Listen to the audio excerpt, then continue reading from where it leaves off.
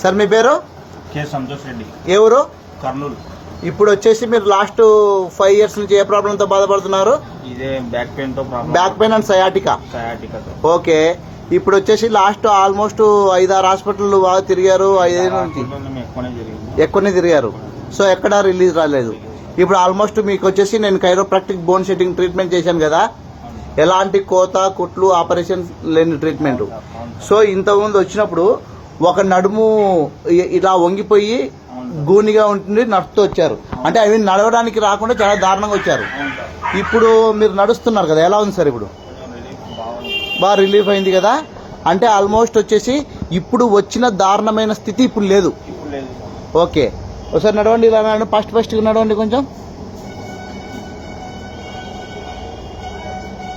మళ్ళీ తిరిగి రండి. సో ఇప్పుడు టోటల్